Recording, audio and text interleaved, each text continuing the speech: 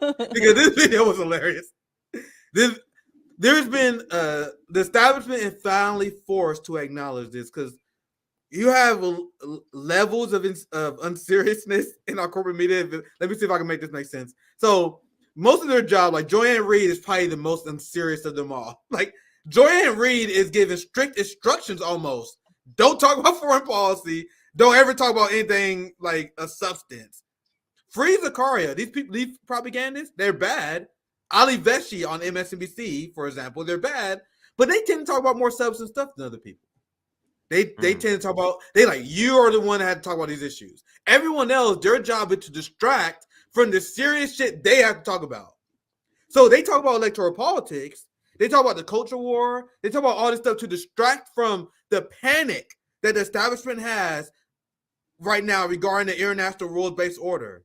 Right? Why do you guys think they want to go to war with Iran, with China? They was willing to risk it all funding Nazis in Ukraine. They are panicking because they're losing their power and influence, and their only answer is war.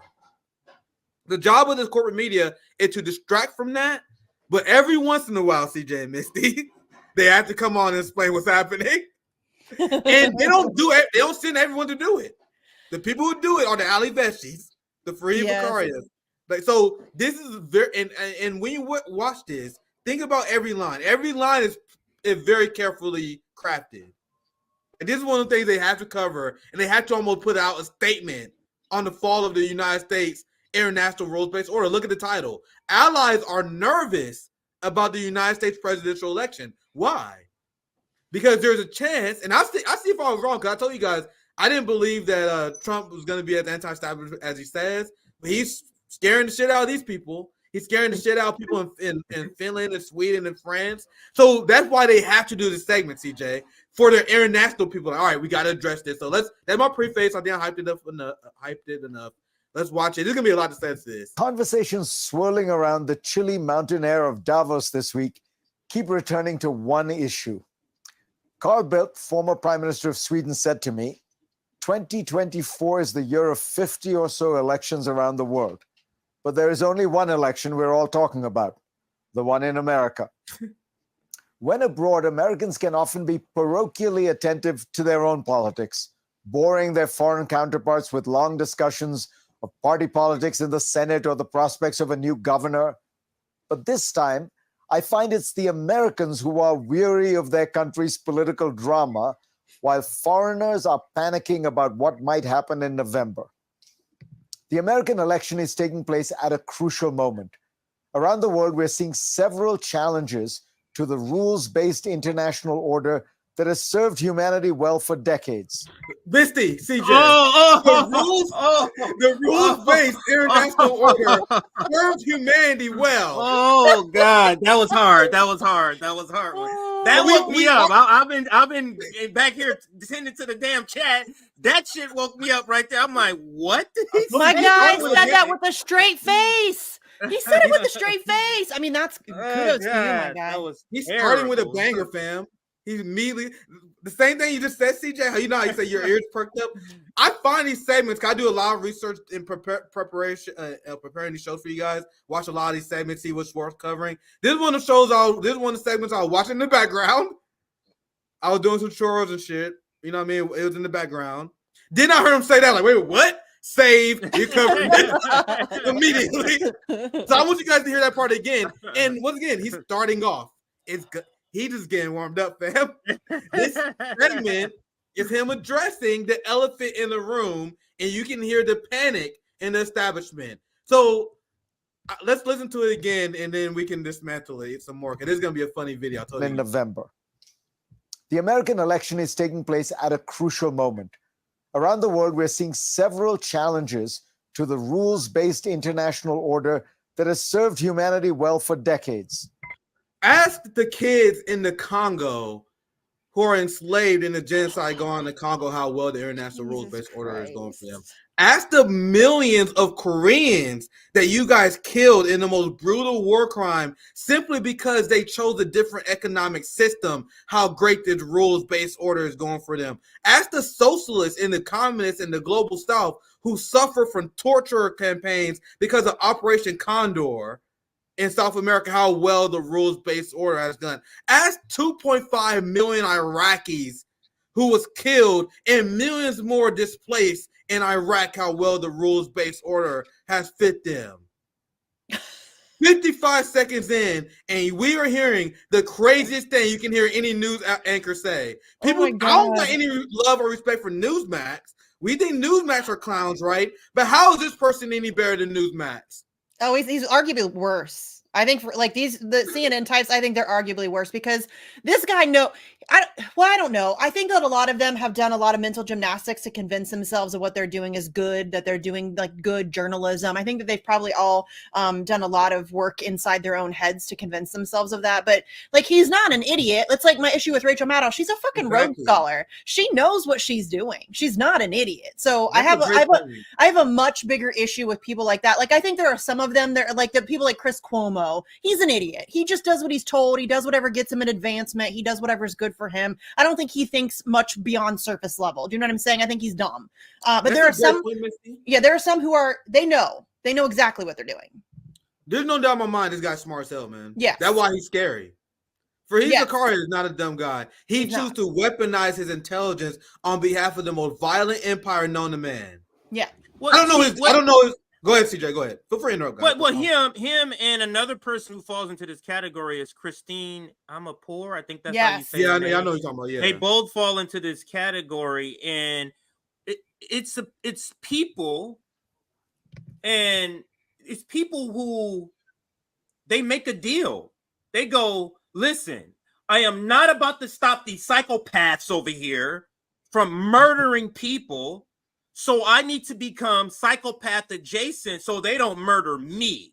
You get what I'm saying? And then I within the system of hell, carve out a space to say, this is the good section of hell. You get what I'm saying? Like, that's what made the deal, is that I'm not going to stop hell or the devil. Let me just carve out this little air-conditioned space in hell. But I can say this is a nice area over here. That's all this is that they made the deal with. Well, a lot of them are chosen for their willingness to go along with this stuff. Like Wolf Blitzer is former AIPAC. Like, he was chosen for a reason. Anderson Cooper, huge CIA ties. I mean, the guy's got massive CIA ties. And I think that a lot of them are chosen in that way. I think some of them are just chosen because they're attractive. They know how to read a teleprompter and they will just do as they're told. They don't think. They just do what they're told. I think there's a lot of them.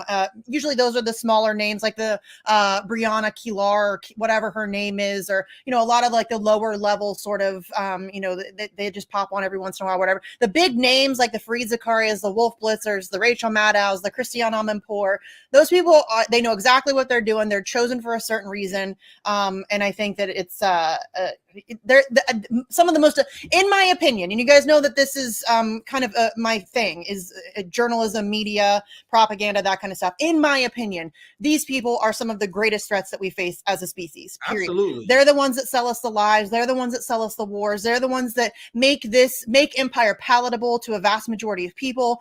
They are the you know what I mean? They're the face. They're the face of all of the stuff that we are doing across the world. And I think that's a great point. Yeah. Because that sums up this story. Because this is just the preface, fam. Because they're gonna go into detail later. And when you say that, I say that's on point, because when you hear this segment, he sounds like a cheerleader talking about their football team. The based ass Kansas City Chiefs is going to the AFC Conference Championship game. My family, everyone's into it over here, right? That's what he sounds like. A news anchor I hear that talking about the Kansas City Chiefs, but instead of talking about a sports team, he's talking about the most violent empire in human history. Yeah. And he's rooting on them to be successful on their violent campaigns. Now, not exaggerating. Let's continue, because I'm sure you guys are going to have more to say, because at the preface, he's going to get more specific on what he's talking about. Let's continue. At a crucial moment. Around the world, we're seeing several challenges to the rules-based international order that has served humanity well for decades. In Europe, the bloodiest war the continent has seen since World War II threatens to upend its security system. In the Middle East, Iran and its allies, Hamas, Hezbollah, the Houthis, and others, are testing their ability to disrupt the balance of power in the region. And in so essentially, oh my God, things are fucked up, guys. People are opposing us. Yeah. People are not allowing us to oppose our sovereignty on the entire world. He's mourning the fact that people are resisting the U.S. access of influence. And he's leaving out the fact that we're the ones that we're the ones that started both of those situations. We're the ones that are arming those situations. We're the ones that are funding those situations. And that's what's and that's what I mean by saying that they're some of the most dangerous people that we are up against, because the Russia situation, they're the ones that sold the whole, this was unprovoked. This was an unprovoked, completely leaving out the decades of NATO encroachment and the unbelievable provoking. There's gonna be a lot he leaves out, Misty, in this. Yes. There's gonna be a lot he leaves out. Go ahead. And then I'm gonna let maybe like another, just for a second time, I know TJ got a segment he probably won't get to. For a second time, I'm gonna let maybe like a minute or so play. And because it's gonna be very hard, trust me. It's gonna be very hard. But for a second time, I gotta be just let's let a minute play and then we chime in. Asia, the rise of China remains the large long-term disruption, to which one must add North Korea's accelerating arms buildup and increasingly belligerent rhetoric. Oh, Jesus Christ. All of these have become tests of will for the U.S., which is scrambling to mobilize its allies in Europe, Asia, and the Middle East to help deter these threats and resolve crises. But many allies worry that in November, America could decide it has had enough, that these many problems perhaps do not centrally threaten American security and are therefore not worth confronting. What does that mean? What does that mean? So he mentioned how China is trying to expand their influence. What are we supposed to be afraid about that? You see what he said? China building their armaments up. You mean what the United States does all the time?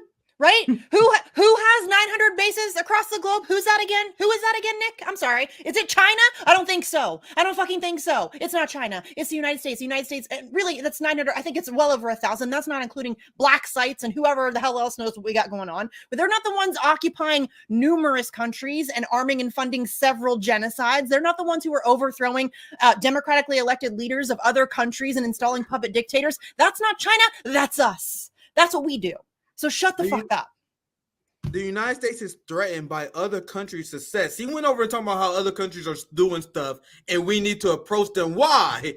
They never asked that, but I'll let it continue. Because you guys see the unhinged ideology of the United States in this monologue.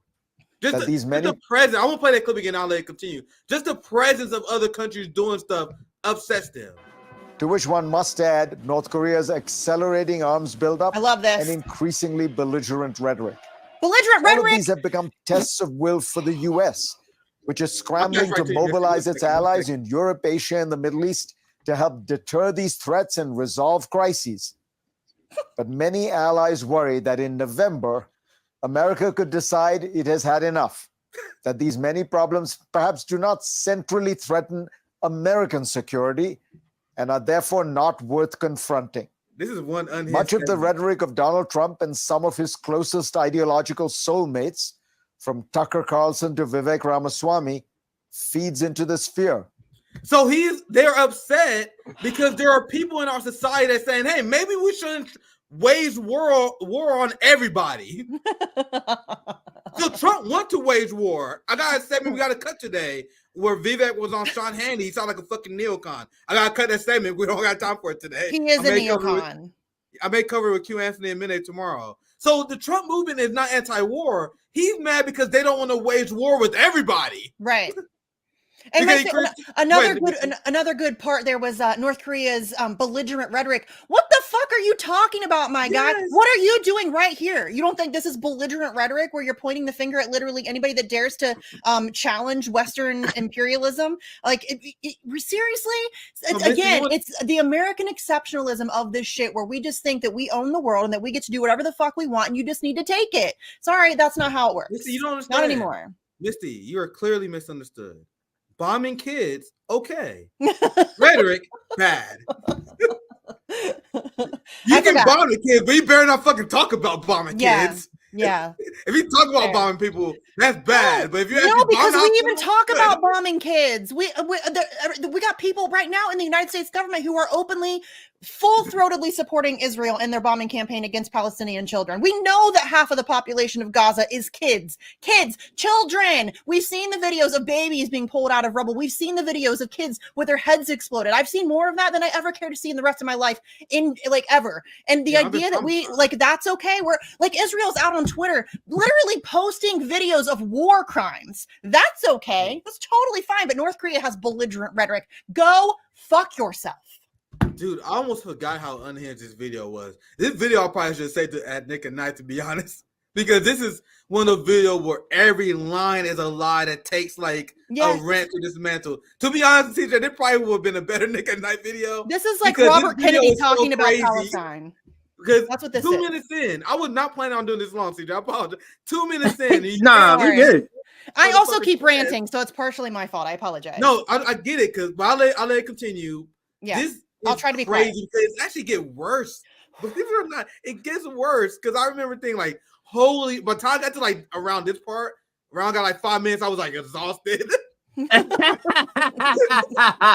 Mentally exhausted. So let's continue. I think live is speak for itself, but it's just so painful to listen to this. Let's continue.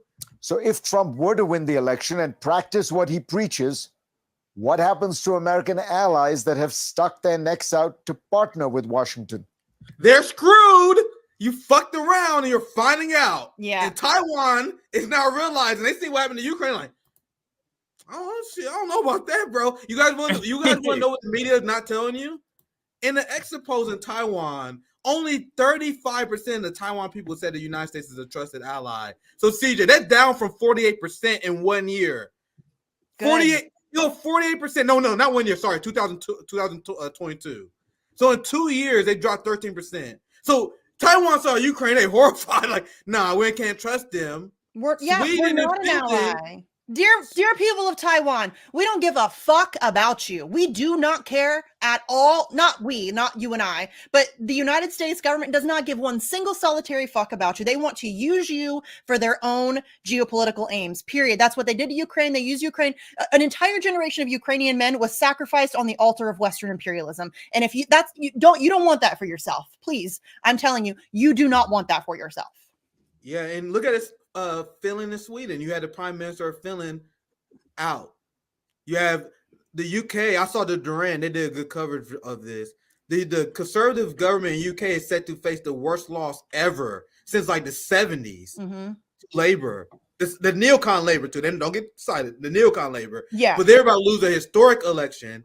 Labor the is Finland's Prime Minister lost. Like, there's a Zelensky curse going on right now. Mm-hmm. And now I'm gonna let the video continue. He about to talk about how Finland and Sweden feel betrayed. Remember how Finland, Sweden, all these morons, how Germany, all these morons in Europe went along with U.S. policy, and now they feel burned, CJ. Now they feel burned. So I'll let it continue because he about to explain that concept. So let's go back just a little bit. And I'll let it election play. And practice what he preaches. What happens to American allies that have stuck their necks out to partner with Washington? Sweden's Bildt told me, consider my country and Finland. We have taken a huge step in joining NATO, one that puts us in a confrontational pose against Russia. We did this under the assumption that we had the backing of the armed forces of the United States. That's what an idiot looks like right there, guys. Carl's an idiot. And if Finland and Sweden should pull out the guillotine for you motherfuckers. CJ, how I covered this consistently last year. Remember the stories I kept doing about Finland and Sweden and NATO? How many? I did maybe 10 to 15 stories, countless stories, because it was I did too. One of the main things I covered last year. Yeah. And now they're going around like, oh, I think the United States burned us. If only you guys subscribed to RBN, I was telling you guys this. Gee, now if only there were decades, hundreds of years of American behavior that could have shown you that was what was coming. Gee, who would have thought it? But isn't this CJ? Isn't this a reflection? Go ahead. I'm sorry. Go ahead. No, I'll pass right to you, CJ. But remember when I said that when Sweden and Finland, and you can look at my segments when I did over this. I said Sweden and Finland join NATO makes them more unsafe. Look at my tweet. This is literally what I was telling people. And then I was saying, they was like, what do you mean? What do you mean? Here it is, guys. Exactly what I warned you guys. But sorry, CJ, I want you to chime in. Go ahead. Feel free. No, I was just going to say that isn't this a reflection or isn't this an indication that NATO is not what they say NATO is? Yep. Isn't that what it is? Because if NATO is the good guys on the white horses, why would you be saying this if one of the good guys turn bad or one of the good guys decide to retire? Why would you say this unless it's an indication that NATO is not what they project it to be? Why would you feel unsafe if a member of this said good guy coalition decides to retire? Why would you feel that unless it's not what you say it is? If the major funder of, because this is what this is what he sounds like he's afraid of, as if either the U.S. is going to cut funding or back out because of Trump. I'm not exactly sure. Maybe he'll speak about it in the video, but it doesn't make sense to be making this comment unless you feel like there's going to be a change in NATO if Trump is elected. We'll see if that's what he says. They know Biden's fucked too. That would lead to this panic right now. And I just want to address this so people know, because I covered this extensively, and this was ignored by the media, and it was so sick to see. There was a giant left-wing anti-NATO movement in Sweden and Finland. And those people was, you know how the same way they marginalized people who was against NATO in this country, but it was like way worse over there. Mm-hmm. And in Sweden and Finland, it was a nonstop media blitz, pro-war. And I know this because Democracy Now! I have a lot of criticism of Democracy Now!, but every once in a while they have a good guest. Democracy Now! Brought on this Sweden left-wing anti-war activist, and she was explaining how the media is completely marginalizing anti-war voices in Sweden, and they essentially created a uniparty narrative that demonized anyone who was against NATO as pro-Putin. What does this sound like? What's going on right here? What did NATO left happen here? But that's what happened to Finland and Sweden. Now, the reason why I bring this up, because this person, I don't believe their citizens refer to this, absolutely true.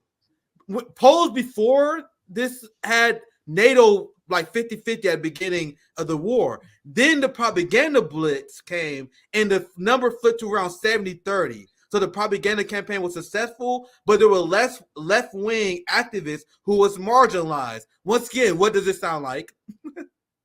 I mean, y'all, I feel like a broken record. This is what I've been screaming about for years. This is what the censorship campaign's about globally. That's exactly what it's about. That's exactly what it's about. Marginalizing anti-war voices, anti-Western voices, and doing this kind of shit. This guy's an idiot. Yeah, let's continue some more. Let's do as much as we can take. Then we try. I just wanted to pause it here so you guys can see this quote. This was one of the few planned pauses I had. Well, I wanted to show you guys this part. So I'm gonna let it play as much as I can here. It's what happens if Trump wins and decides to pull out of NATO. We would be left exposed and have to think long and hard about our options. Poor baby. Finland, for its part, abandoned a policy of neutrality that had served it well for more than 70 years. And it could find itself deeply vulnerable to Russian attacks along its 830-mile border with that country. Didn't I say that, CJ, last year? So you guys threw your neutrality away and did the only thing that would piss Russia off. And one of the reasons why the propaganda campaign was successful in Sweden, because they said we had to join NATO to protect ourselves from Russian aggression. And I told you guys, I said that's the dumbest thing ever, because the only thing that will invite Russian aggression is joining NATO. Yeah. So you actually making them more unsafe. And now this genius and now pretending he just now discovered this. He did not. He sold his people out. Let's continue. I just had capital, Helsinki is less than 200 miles from St. Petersburg. I detected similar concerns when I was in Australia a few weeks ago. On the surface, Australian officials and analysts were bullish about their newly strengthened alliance with America and proud that they would now be trusted by Washington with nuclear submarines, a technology that so far the U.S. has shared only with Britain.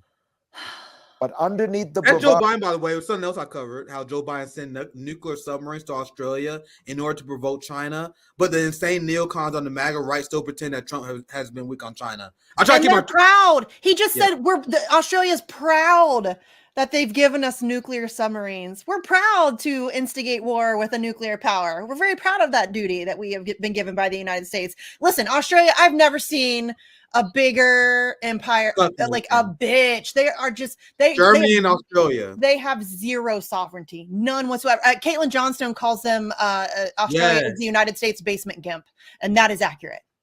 If you guys should follow Caitlin Johnstone's narrative on this. I love Kate. Oh, she's like at least top 3 right on Twitter. I don't always agree with her. There's some things that I like, but it's very, very rarely that I disagree with her hardcore. There's usually just like nitty gritty details, but she is a brilliant writer, and I adore her. I read her stuff on my show all the time. Yeah. So let's continue. You guys see how he's complaining how he was like essentially what he's saying in a nutshell here is that the Biden has delivered one of the most insane neocon agendas that we have ever seen, and by doing that, he made promises to countries that we will continue said neocon policies. So now they are left stranded with pro-war policies. We're not guaranteed to have a future president support such policies. I don't know. Maybe should have considered that in the first place. But let's continue. You guys see how unhinged this segment is, right? There is an unease. In recent years, Australia has moved decisively to ally itself with Washington, and in the process, enraged China, its largest economic partner. This is a balancing act that makes some strategists nervous. Sam Rogovin is a scholar at the Lowy Institute, Australia's leading think tank on international affairs. He has written a book, The Echidna Strategy, that best articulates let's let it finish so we this can wrap nervousness. up, get last takes here. This is going to be hard. Rogovin argues that Australia is making a major mistake by relying on the US to be there for it over the next few decades. He believes that the Americans will, over time, conclude it's just not worth the enormous and sustained cost to confront China in Asia, that its security does not require it, and it will scale back its foreign commitments. That would leave Australia in a terrible place, having angered and alienated the Chinese, but without America's security umbrella to show for it. They should listen to Caitlin Johnstone, right? The same way Ukrainians should listen to us, the same way Taiwan should listen to us, right? Yeah. He advocates turning Australia into an echidna, an Australian version of a porcupine, hard to attack, even harder to digest. Ever since World War II, Washington, on a bipartisan basis, has adopted an expansive vision of its own security, one that recognized it alone could help undergird stability in the key regions of the world. That global role has helped create what historians call the long peace and the open global economy. Oh my God, dude. This is probably one of the craziest videos that we played on RBN. What the fuck did he just say? He said the United States openly expansionist agenda led to what experts call the long peace. What the fuck did he just say?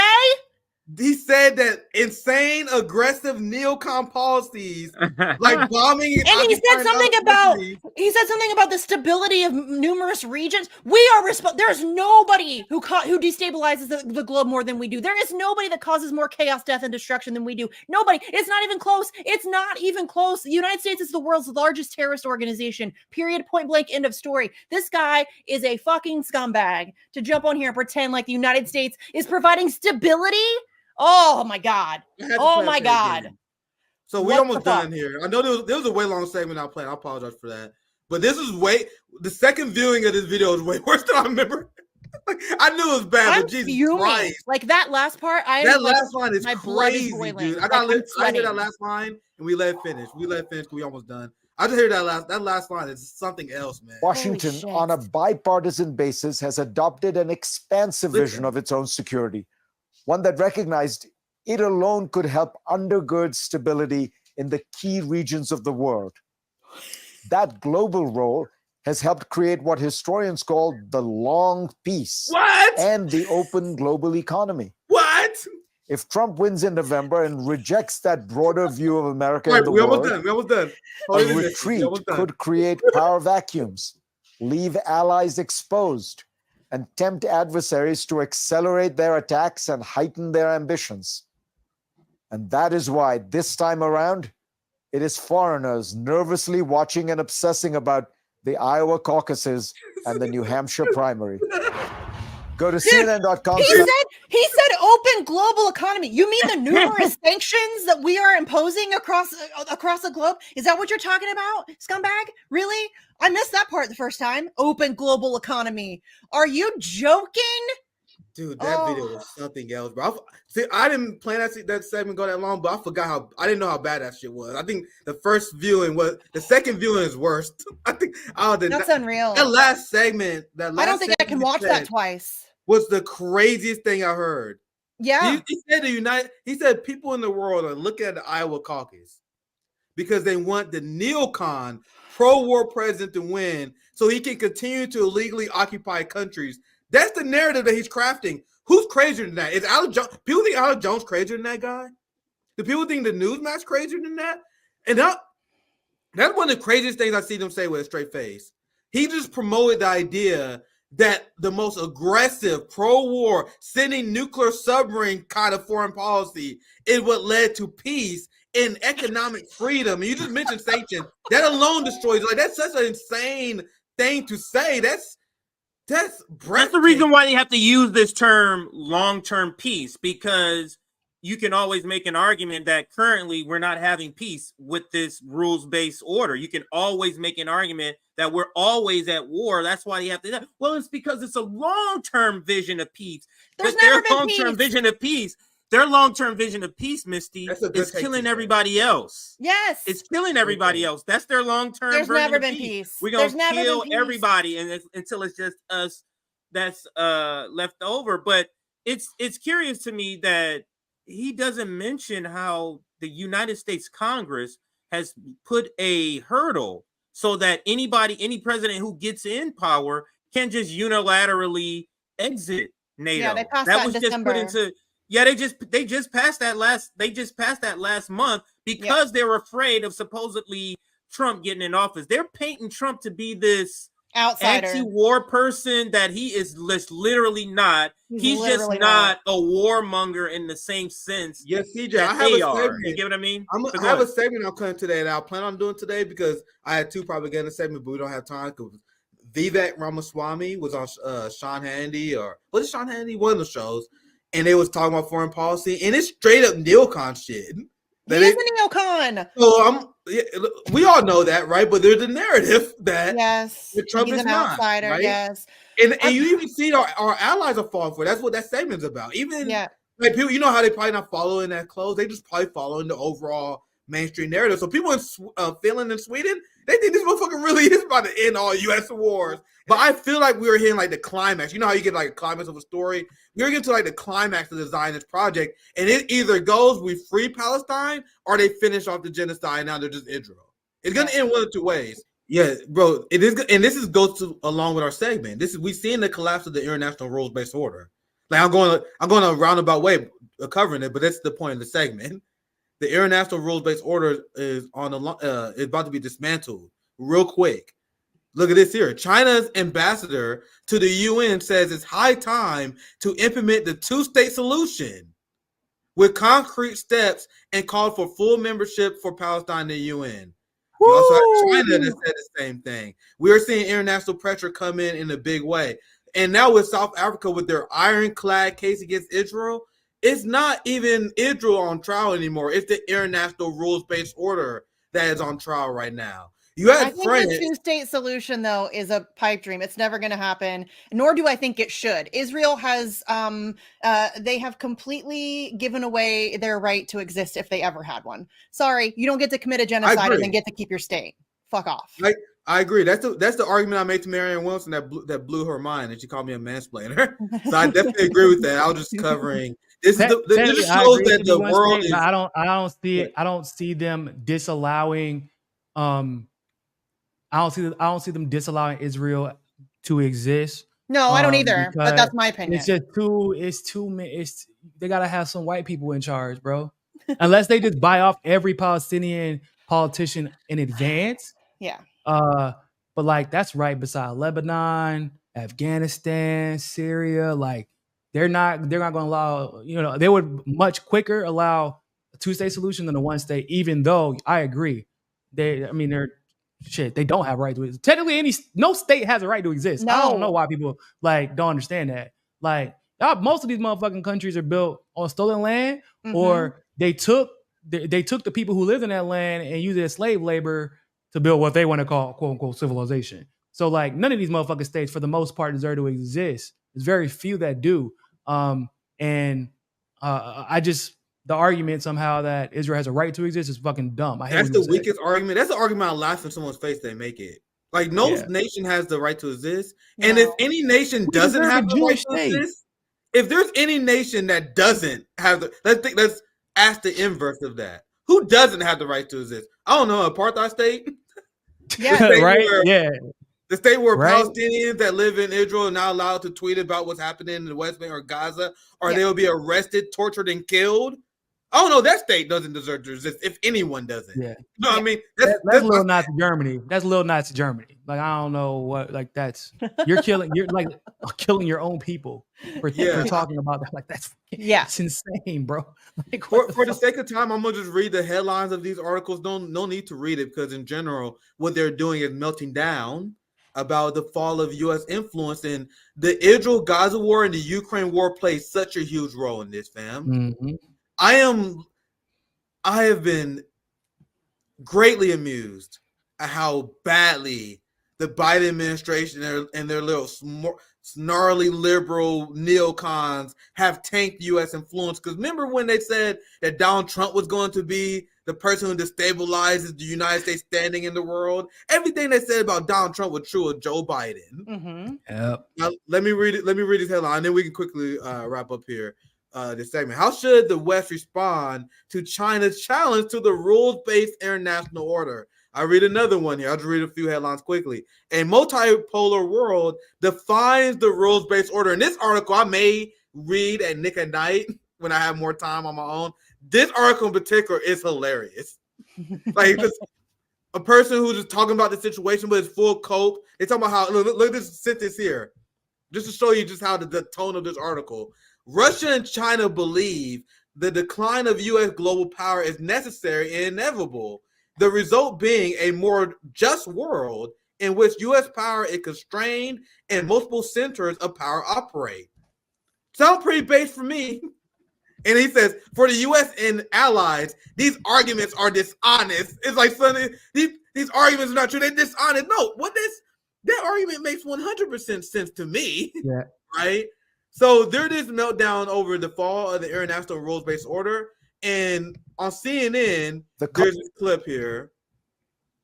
I see you got Eastern time. You got Nico, how much time you got, by the way? I just want to check. About 3 more minutes. No, okay. Maybe you should let him bounce out before the video might be playing. Yeah, cause I know Nico got a show today, so I don't you I do. I'm gonna get you out of here. Missy, I got one. This is my last clip, and I'm done for the day, CJ. And then you do your last segment, and we can wrap. I just want to say, go ahead. I'm good for an hour. They find shout out your stuff, and then we'll get back to that.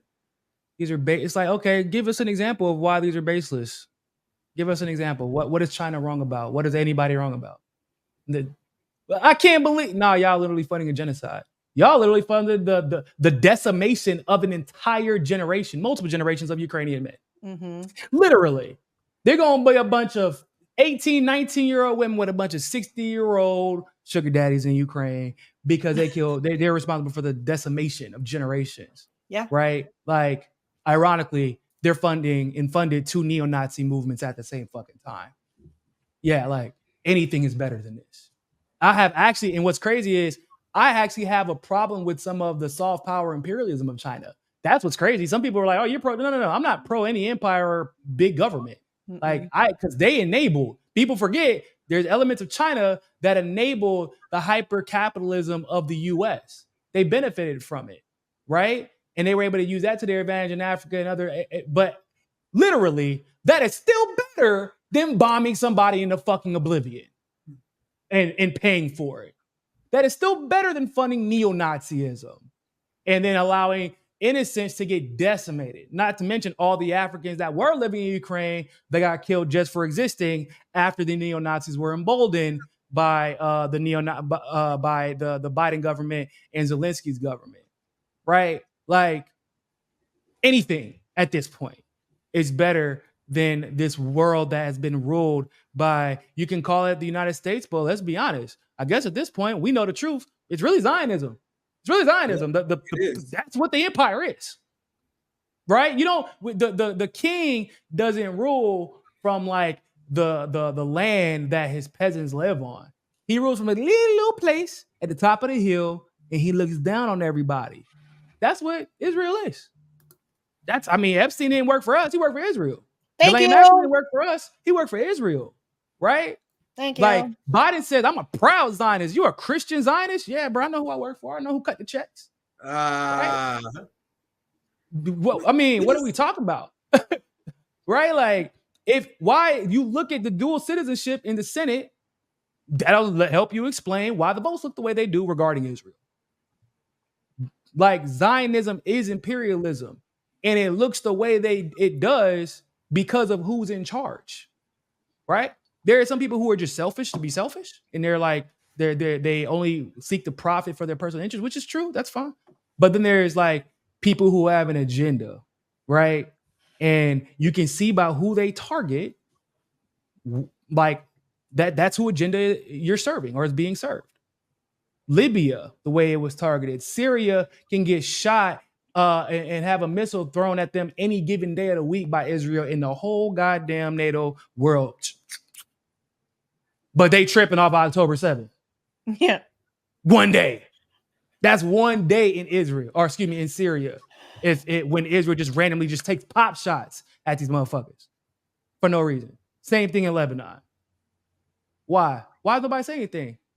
Because they know who has the power. Because there's not a country in Europe who can just take a pop shot at Turkey or another country in Eastern Europe, regardless of how the US feels about them, and not face consequences for it. Because they're like, yo, whoa, hold the fuck up. We got to coordinate and talk before you just do some shit like that. At least, right? They would at least say that. They won't even acknowledge whenever Israel pulls some shit like that. So now we know who runs the show. That's the moral of the story. All right, people, got to get up out of here. Thank you for having me. Yeah, always great to have you on. I can't wait to have you on my show as well. You guys are going to see a lot of Nico House this year. Killing it on Hotspot, and he's back on YouTube as well. Always great to have. For sure. I'll be on YouTube, by the way, at 6 p.m. Eastern, so I'll see y'all then. Yeah, make sure you guys check him out. He does fantastic work. That out.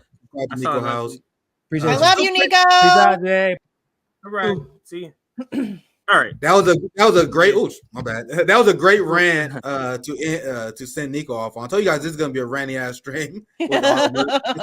Misty, Nico, me. We already knew how this stream was. Poor CJ's just sitting there like, can I get a word in? So remove. I did that entire preface to set this video up.